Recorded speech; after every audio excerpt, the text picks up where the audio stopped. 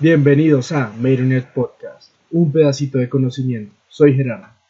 Hoy hablaremos de ciencia porque mucha gente me pidió que habláramos de biología.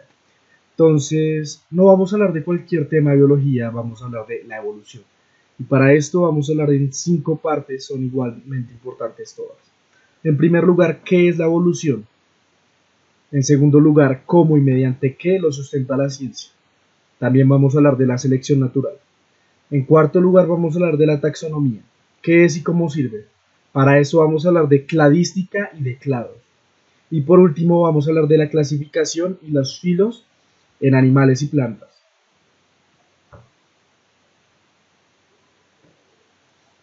¿Qué es la evolución? En palabras cortas, evolución es un cambio en un tiempo. En seres vivos este cambio es en forma de características hereditables de una especie.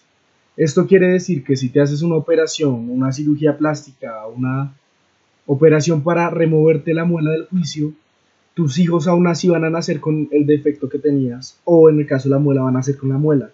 Sin embargo, si naces sin la muela y jamás la desarrollas y jamás te tienes que poner frente a esta cirugía porque jamás tuviste la muela, lo más probable es que tus niños también nazcan sin la muela y sin la posibilidad de desarrollarlo.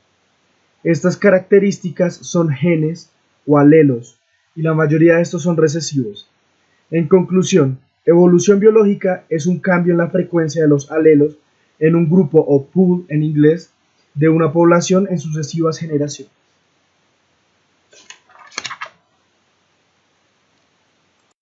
Ahora, ¿cuáles son las evidencias que soportan la evolución? Hay varias evidencias, por ejemplo, están las estructuras generalmente llamadas inútiles, digamos el hueso pélvico en la ballena o de la que ya hablamos, la muela del juicio, ya que estas no aportan nada para la especie en el momento, sin embargo son pruebas de los antepasados que tenían. Digamos el hueso pélvico en la ballena demuestra que hace parte de los vertebrados que tienen 4 extremidades. Y la muela del juicio pues se remonta a la época en la cual la especie de Homo sapiens sapiens no existía aún, estábamos aproximadamente en el Homo neanderthalus, donde la muela era necesaria porque la comida no se cocinaba. Entonces, además de eso hay varias más evidencias que pues no vamos a hablar a detalle, como la distribución biogeográfica, que básicamente es revisar en qué partes del mundo hay qué tipos de especies. Y eso tiene que ver mucho con la separación de las placas tectónicas de los continentes.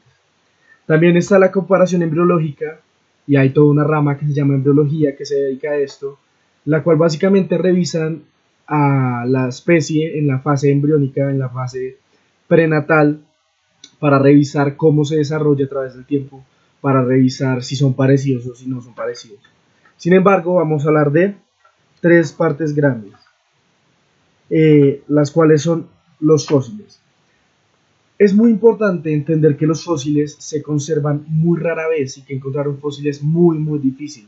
Es por esto que en las películas vemos que cuando encuentran un fósil hacen una fiesta, todos los científicos con sus sombreros se alborotan, porque no es fácil encontrarlo. Básicamente porque los fósiles son los rastros o partes preservadas de un organismo en un pasado lejano. Y estos rastros deben pasar una cantidad de condiciones muy particulares para que ocurran. La posibilidad de que en ese momento tú o yo nos convirtamos en fósiles está mínima porque se necesitan unas condiciones tan específicas y tan poco predecibles. Entonces, ya que mencionamos eso, vamos a ver cuáles son los fósiles. Como ya dije, están los rastros o las partes preservadas.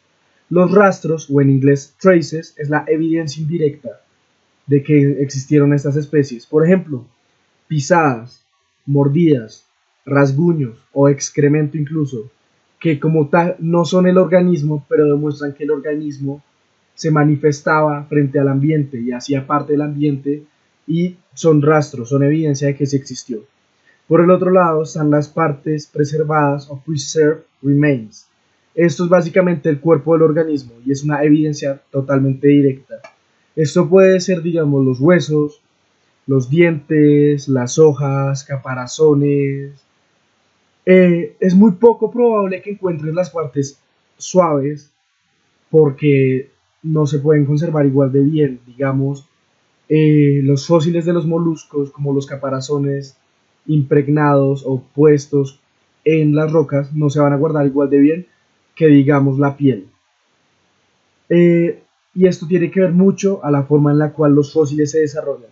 Los fósiles se desarrollan en las rocas sedimentarias, que básicamente son las rocas que se generan por capas y cada capa está hecha diferente. Puede ser por diferentes materiales, diferentes texturas o diferentes grosores.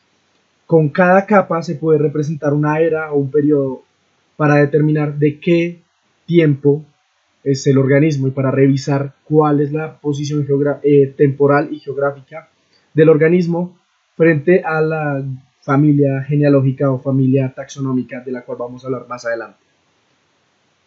También es importante entender qué son los fósiles transicionales, y esto es muy importante entenderlo. Y es que el récord fósil está incompleto al día de hoy y va a mantenerse así mucho tiempo porque faltan muchas especies que descubrir. La mayoría son insectos o la mayoría están bajo la capa a la cual hemos logrado llegar bajo el mar. Y pues no sabemos bien cuántos pueden llegar a ser, cuántos millones sean, pero sabemos que el récord fósil está incompleto y como ya lo mencioné, muchos fósiles de organismos puede que jamás existan porque los fósiles de ese organismo no existen. Básicamente ningún organismo fue logrado, ningún organismo se logró fosificar porque ya lo mencioné, las condiciones son tan difíciles. Sin embargo, esta relación entre especie antes y después es lo que se llama fósiles transicionales.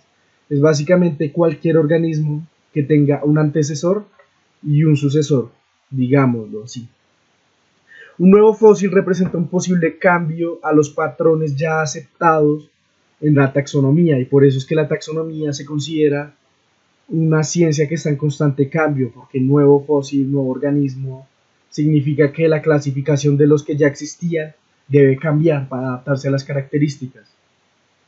Además de estas evidencias, también está la comparativa anatómica de partes similares, que es muy diferente a la comparativa de estructuras inútiles que ya mencioné. La comparativa anatómica de partes similares busca las estructuras homólogas.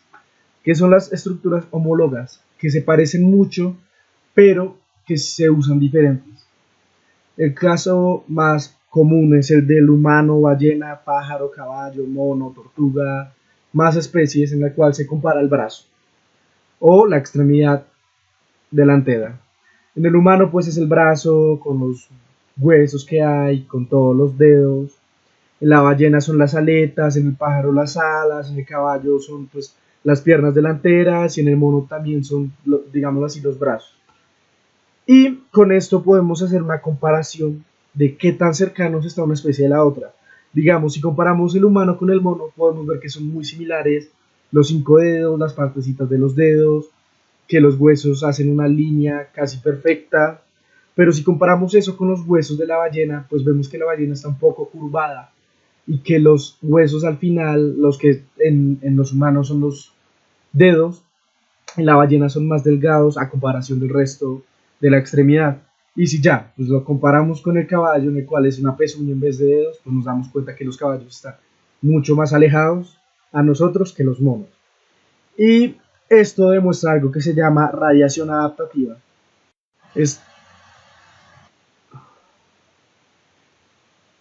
Esto significa muchas nuevas especies se diversifican de la fuente ancestral común. Ahora vamos a hablar de la selección artificial o la reproducción selectiva. Básicamente es lo que hemos hecho durante mucho tiempo. Tomamos dos individuos con características que nos interesen y luego hacemos que se reproduzcan. Esto es evidencia de la evolución porque esto genera mucha variación y esta variación tan grande hace que los cambios sean muy notables. Por ejemplo, tomemos los dos casos más comunes de selección artificial que han hecho los humanos: perros y vacas. Si vemos los perros y la cantidad de diferentes de perros que hay, vemos que hay cambios de todo tipo, desde tamaño, desde el pelaje, hay perros que no tienen nada de pelo y hay otros que son muy peludos, incluso la nariz, la lengua, el comportamiento, si es musculoso, si es delgado. Y eso lo hicimos así por un motivo, básicamente. Si tienes un individuo que es fuerte y una individua que es fuerte y necesitas un descendiente igual de fuerte o más fuerte, haces que estos dos se mezclen. Porque tú no quieres que un individuo débil y una individua fuerte se mezclen. Porque eso no sirve, no te hace un nuevo individuo fuerte. Y esto, aunque parezca feo, si lo llevamos a las vacas, ocurre similar.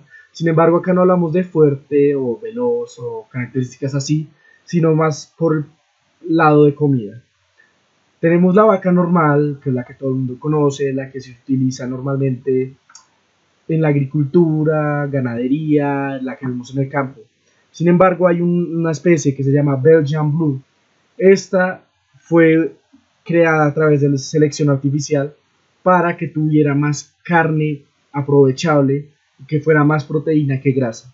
Por lo cual, si lo vemos, es un poco rara porque tiene mucho músculo, pero no es músculo grasoso, sino es proteína y es demasiada volumen para una vaca porque se espera sacar la mayor cantidad de carne posible de un individuo.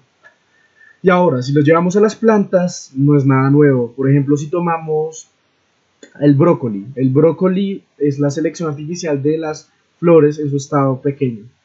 Y el propósito de esto es generar organismos más resistentes al ambiente o a los químicos que se utilizan para la agricultura, o para que generen frutas más grandes o flores más brillantes o troncos más gruesos. Se utilizan básicamente para una infinidad de cosas los métodos de selección artificial. Ahora vamos a comparar esto con la selección natural, que es nuestro tercer tema. La selección natural fue postulada por Charles Darwin en la compañía de Alfred Wallace mediante cartas, mientras que Charles Darwin estaba en su viaje a las Canarias, que es la historia que ya todo el mundo conocemos. Básicamente ellos dos terminan diciendo que la supervivencia es del más apto, ni del más inteligente ni del fuerte, sino del apto. ¿Esto qué quiere decir? Que no importa qué tan fuerte sea, qué tan inteligente sea, qué tan veloz sea, sino qué tan buenas sus adaptaciones fueron, o qué tan rápido se logró adaptar al ambiente, o básicamente cuál logró sobrevivir y cuál logró reproducirse. Para esto, en inglés se utilizan las sílabas Ice Age para memorizarlo. Lo voy a traducir un poco brusco al español para que quede en la memoria. La I tiene que ver con variación y hereditada. ¿Por qué la I? Básicamente la variación puede ser hereditada o no hereditada. De eso ya lo vamos a ver. La C es para competencia.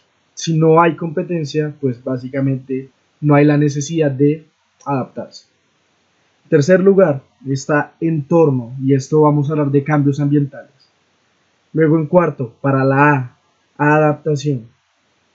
En quinto, para la G, tenemos el genoma. Y en sexto, evolución. En cuanto a variación, hay tres mecanismos comunes de la variación. En primer lugar está la mutación, luego meiosis y por último la reproducción sexual.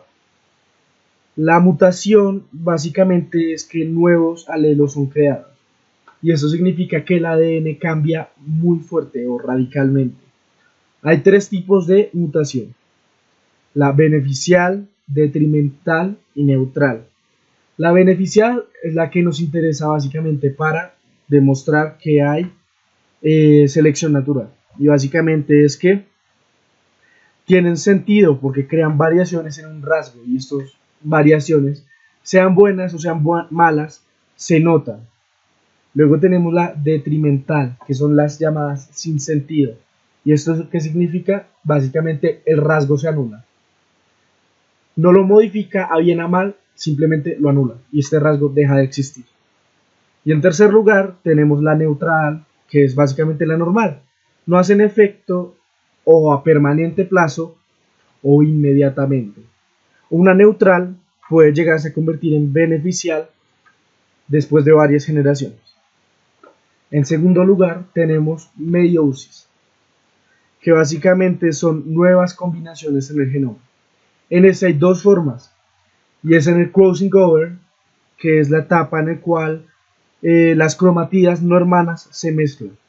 Esto quiere decir que la información de una cromatida, al ser diferente de la otra, y al mezclarse no de formas iguales, y no del mismo modo en todos los casos, hace que la información de una cromatida y de la otra cromatida se junte. En segundo lugar está la distribución independiente. Básicamente esto se remonta a la metafase 1 o metaphase 1, y es que básicamente los cromosomas se separan al azar. Si lo llevamos a casos pequeños, digamos que hay dos cromosomas, las formas en las que se pueden separar es una para una célula, la otra para la otra. Si tenemos dos, básicamente tenemos 4 formas. Si tenemos 6, ya serían 8. Y así sucesivamente, dependiendo de la cantidad de cromosomas, pues puede haber más formas de variación y no son controladas.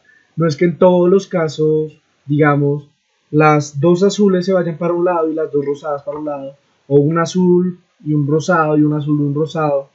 No, y eso no lo podemos determinar siempre y eso es completamente al azar. Y por último, la reproducción sexual. Esta pues es la más común. La información genética del padre y la información genética de la madre se juntan. Y cuando se juntan, lo mismo que pasa en la distribución independiente es al azar. Básicamente no sabemos qué parte de la madre va a llegar a qué lado y qué parte del padre va a llegar a qué lado y de qué forma se va a mezclar, cuáles van a ser los radios, qué información exactamente es la que va a llegar de qué lado y en qué porcentaje, cuáles de estos rasgos son recesivos y cuáles de estos son dominantes, ni tampoco sabemos si los rasgos de ambos padres son dominantes y ambos recesivos. Básicamente en este es que vemos la variación comúnmente. Digamos, la madre tiene los ojos azules, el padre tiene los ojos cafés, el niño tiene que nacer con uno de los dos. Y ahí es donde vemos la variación, que alguno de los dos padres, su hijo no va a ser de los mismos ojos que él. Ahora, vamos a hablar de la C, que tiene que ver con competencia. Ya lo dije, sin pelea no hay cambio. Y básicamente significa que si todo está en perfecto estado, los recursos son suficientes, la comida es suficiente, el agua es suficiente, hay suficiente oxígeno, suficiente área, ¿para qué vas a cambiar? No necesitas adaptarte a nada porque nada te está perturbando. Luego vamos a el entorno. Puede ser frío, calor, área, contaminación, digamos, los colores a tu alrededor. Todo eso es un cambio en el entorno. El caso más famoso es el de las polillas, que ocurrió en plena revolución industrial. Básicamente, el peppered mold son polillas de abedul y, pues como lo indica su nombre, son las polillas que viven en el abedul. El abedul tiene una capa, la corteza, que está hecha de seres vivos, que por lo general son blancos, y es lo que le da el color blanco característico. Sin embargo, en plena revolución industrial, a causa de la nuevo y a causa del aumento del carbón en el ambiente, esto cambió radicalmente y básicamente hizo que los troncos de los abedules se pusieran más oscuros, más negros. Antes de la revolución industrial se suponía que los radios poblacionales de las polillas eran 80% blancas, 2% negras. Sin embargo, como ya lo mencionamos, hubo una variación, se tuvieron que adaptar a este cambio en el entorno. Y las que eran blancas, al estar frente a un fondo negro, básicamente por los colores se notaban fácilmente. Y los predadores las podían ver y eran las primeras en cazarse. Sin embargo, las polillas blancas, al ser blancas y a camuflarse con el ambiente, no eran visibles. Y así es como la población de polillas blancas fue aumentando, porque eran las que seguían vivas, y como eran las que estaban vivas, eran las que se podían reproducir. Vamos a la A. La A tiene que ver con adaptación. Hay 5 tipos de adaptación. Estructurales tienen que ver con básicamente las estructuras del cuerpo, huesos, dientes, en los árboles, en las plantas pueden ser las raíces, cortezas, flores, semillas. Comportamentales, eso tiene que ver más con los animales, y es que básicamente podemos tomar el ejemplo de los animales que para reproducirse tienen que hacer algo previo para atraer a la hembra. Digamos, los pavos reales tienen que extender sus alas de atrás, o los canguros tienen que mostrar sus músculos, o ciertos pájaros tienen que hacer ciertos sonidos para atraer a la parte femenina, a la hembra del grupo. Y eso es básicamente la parte comportamental. Luego viene lo fisiológico, y lo fisiológico es básicamente cómo su cuerpo reacciona al ambiente. Y esto tiene que ver mucho, digamos, cómo su temperatura la puede controlar, o cómo comprende los colores. Digamos, eso tiene que ver mucho con qué tan bien puede diferenciar colores parecidos cromáticamente. Digamos, una adaptación sería si puede diferenciar el verde del azul, si puede diferenciar el naranja del amarillo del rojo. También está la bioquímica. La bioquímica ya tiene que ver con todo lo que está dentro, proteínas, digámoslo, grupo sanguíneo, resistencia a la lactosa.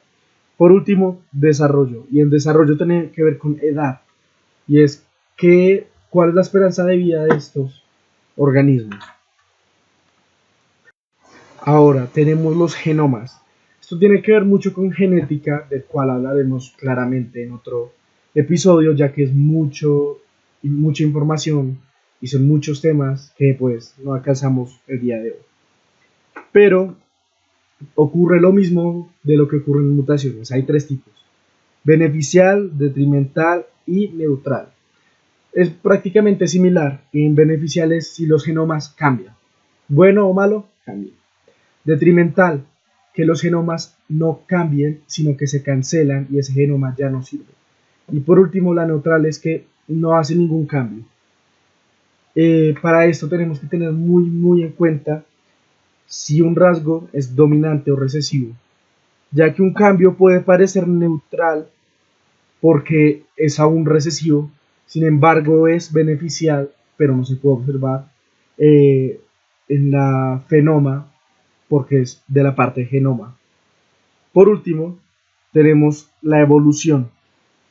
Por último, esto parece claro, pero debe recordarse, y es que la selección natural produce evolución. Entonces, ¿qué casos tenemos para probar esto? El más común, como ya hablamos, es el caso de Darwin. En las Islas Canarias se habla de los picos, y esto muestra adaptación radiactiva. Básicamente, los picos de diferentes aves en un lugar cerrado como son las Islas Canarias cambiaron muy rápidamente a causa de las necesidades que tenían cada uno de los grupos de las aves. Digamos, algunos de los picos cambiaron para las nueces, para poderlas romper. Otros picos cambiaron para las frutas, otros para, digamos, cacería, pesca. Y esto demuestra que en un área tan pequeña hubo tantos cambios, y la estructura que cambió es el pico. Son homólogas porque todas las aves tienen el pico igual, pero las usan diferente. Al igual que ya hablamos, los brazos, las patas delanteras, las alas, son estructuras similares, pero se usan diferente. Y el otro ejemplo de evolución es otro tema que hablaremos en un futuro, y es la resistencia a los antibióticos. Y esto es que una bacteria, a través de fusión binomial, puede adaptarse rápidamente a los antibióticos. Y por eso es que cuando tenemos una infección bacteriana y dicen que la bacteria desarrolló resistencia a los antibióticos, significa que logró adaptarse al antibiótico, cuyo propósito era básicamente impedir su reproducción e impedir su crecimiento. Y esto significa que nuevos antibióticos deben ser usados para esta, y que la bacteria se adaptó a su ambiente y fue la más apta en sobrevivir. No fue la más fuerte, ni la más inteligente, ni la más veloz, solo la más apta. Ahora, en cuarto lugar, taxonomía. ¿Qué es y cómo sirve? Para esto, como ya dije, vamos a hablar de clados y básicamente de todo lo que tiene que ver con taxonomía, que taxonomía es la ciencia que organiza a los organismos, valga la redundancia, dependiendo de una serie de características que deban tener, ya sean estructurales, genéticas y un montón más. En taxonomía, para nombrar a las especies, se debe llevar un grupo, una cantidad de nombres basados en las diferentes divisiones que hay. Sin embargo, el método común para hablar de una especie es el sistema binomial.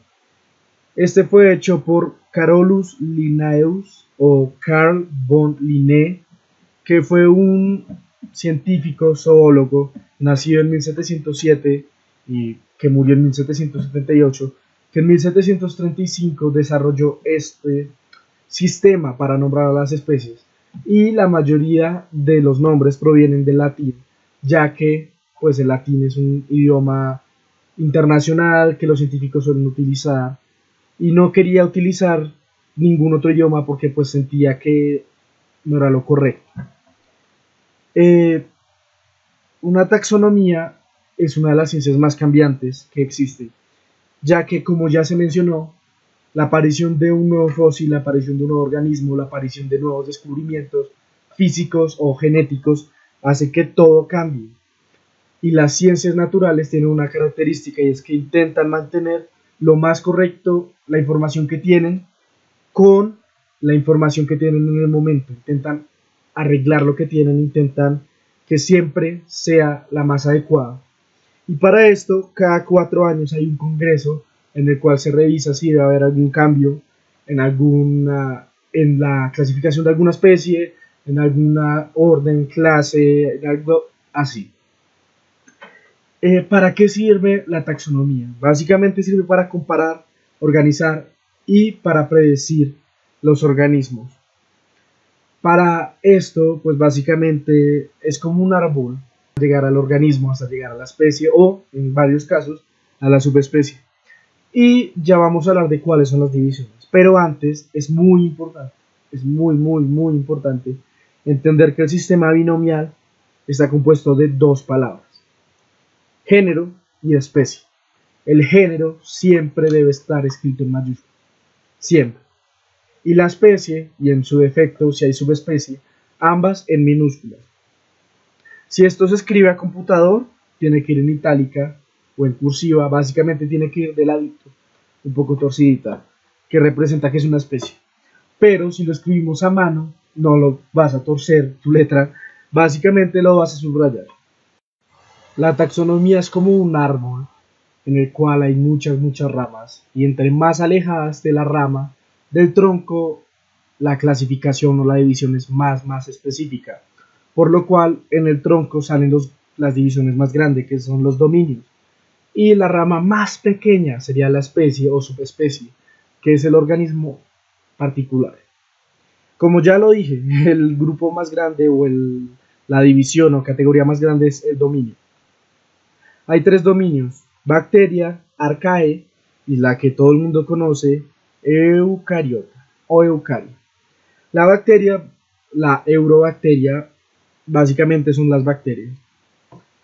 El arcaea tiene que ver con los anteriores, y arcaes antes, y básicamente son todos los organismos que no tienen un núcleo real. Luego vamos a hablar de la eucariota, que eu significa nuevo o verdadero o real, y este tiene que ver con el núcleo real, que es el que conocemos, que es el que los seres o los organismos multicelulares tenemos. Y vamos a hablar de los eucariotas, porque pues son los que todo el mundo conocemos y nosotros somos parte de los eucariotas. Pero para entender bien la clasificación de la taxonomía, se tiene que hacer una forma de memorizarlo fácil, porque digamos que los nombres no son comunes, y si lo son, por ejemplo, familia, clase o orden, los utilizamos mal en el día a día.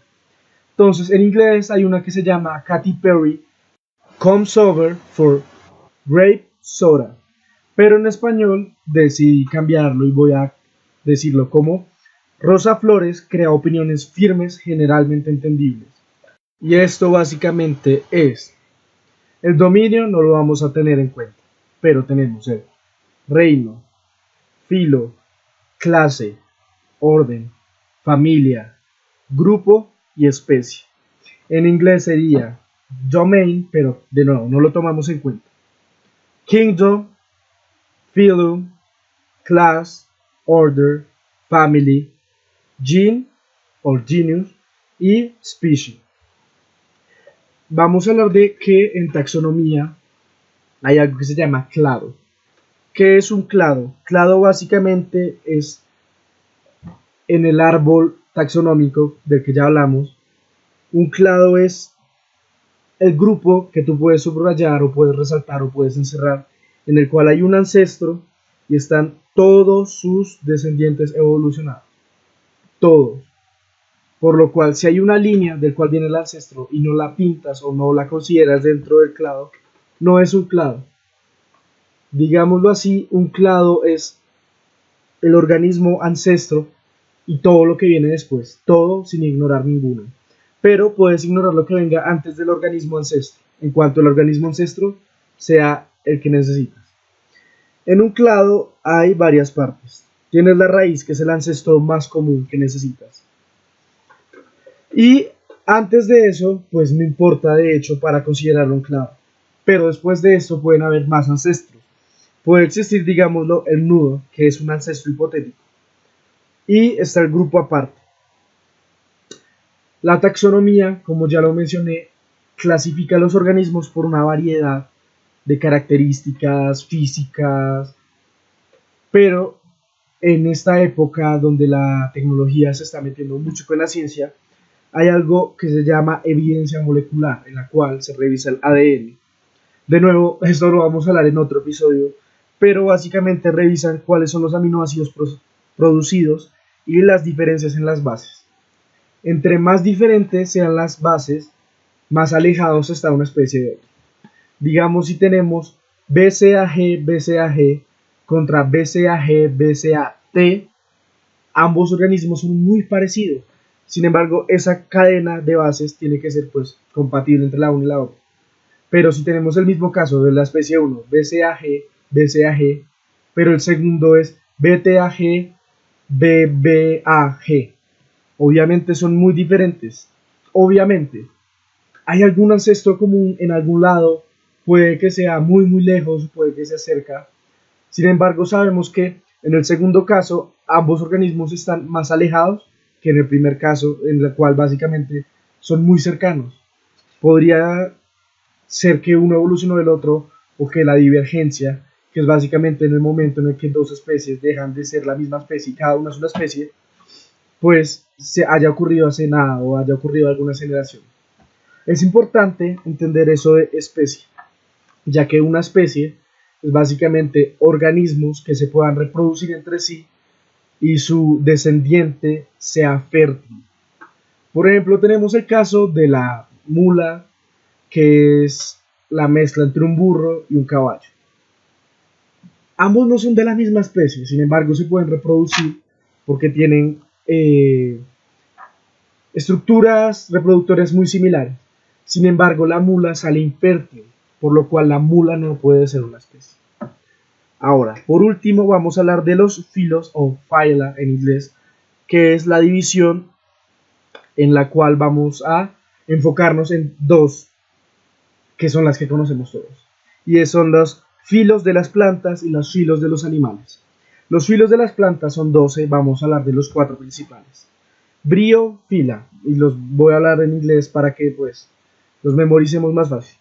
Bryophylla, como el musgo, no tiene vascularización, esto significa que no tiene ningún tubo vascular. Y se reproduce por esporas. No tiene hojas reales, raíces o troncos. Tienen una estructura que la llaman rizoma, que es similar a las raíces, pero no tiene las mismas cantidades de características que cumple o la misma cantidad de funciones que hacen las raíces. Tenemos la filicinofila, que son los helechos. Los ves por todos lados. Tienen vascularización, tienen hojas reales, raíces y troncos, pero se reproducen aún así por esporas. Tenemos la conferofita, que son los pinos.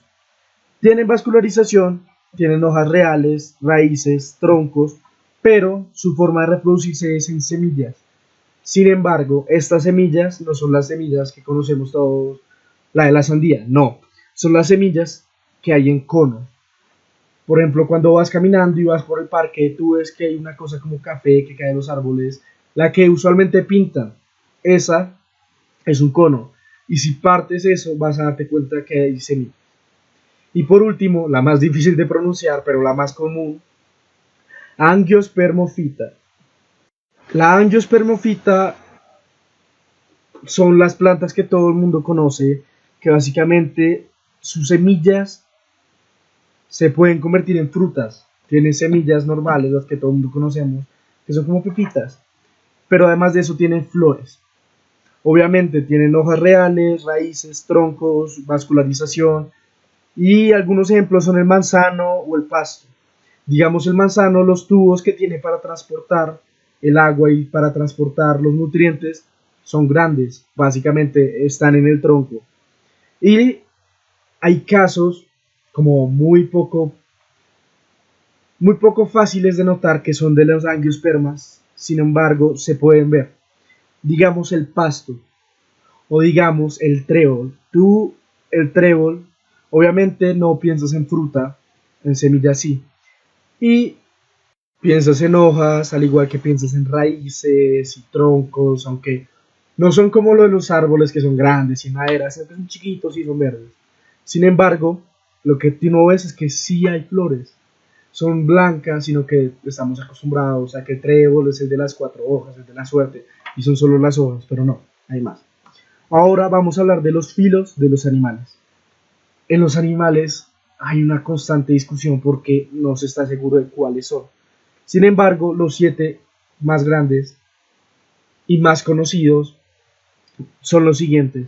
De nuevo, están en inglés para facilitar todo en cuanto a lectura de textos que estén en inglés y como ya mencioné, la clasificación depende de varias características y voy a mencionar las principales para entenderlo y la mayoría de estas son básicamente físicas.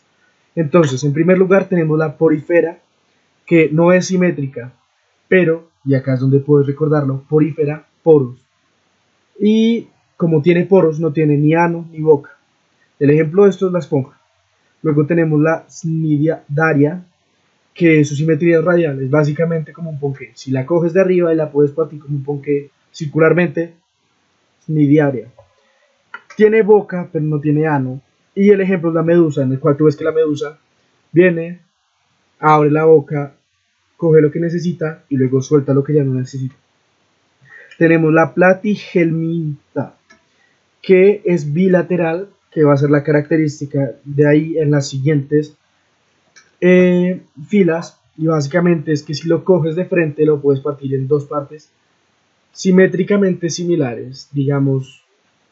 Esto si lo aplicamos a otra filo que es cordata, podemos ver que si cogemos al humano y lo partimos por 2 es prácticamente simétrico. Pero volviendo al filo de la platihelminta, además de ser bilateral, tiene boca, pero no tiene ano. Y la especie común es la lombriz solitaria o tapeworm.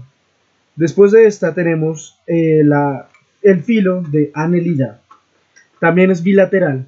Sin embargo, su boca y su ano son separados. Y una gran diferencia es que está dividida por segmentos. El ejemplo, un organismo que queremos mucho, el gusano. Luego tenemos el filo de la molusca. Básicamente estos organismos son bilaterales, tienen boca y ano separado y una característica es que usualmente tienen un caparazón o concha. El ejemplo de esto, y es muy raro, sin embargo, cuando ya nos vamos a partes más genéticas y a partes más específicas nos damos cuenta que tiene mucho sentido, y es que el caracol, la babosa están en el mismo filo que el pulpo y el calamar. Después tenemos los dos filos que todo el mundo conocemos y que son los comunes y son con los que más nos relacionamos. Y es Artrópoda, que básicamente son los insectos, los escorpiones, los que conocemos.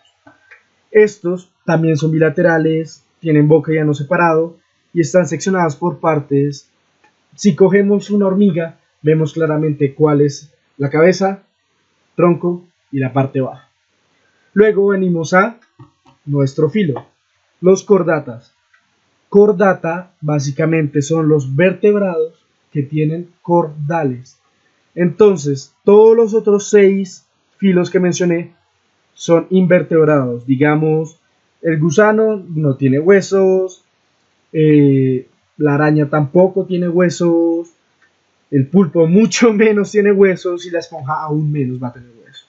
Sin embargo, en Chordata hay 5 clases, que son las 5 clases que conocemos y pues no planeo llegar a detalle, pero básicamente son mamíferos, pájaros, reptiles, anfibios y peces.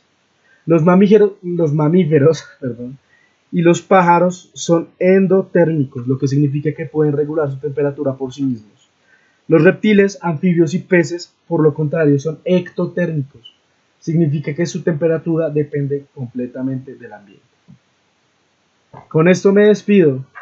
Entre bichos, entre mamíferos, una polilla por ahí, genética y variaciones. Soy Gerardo, gracias por escuchar.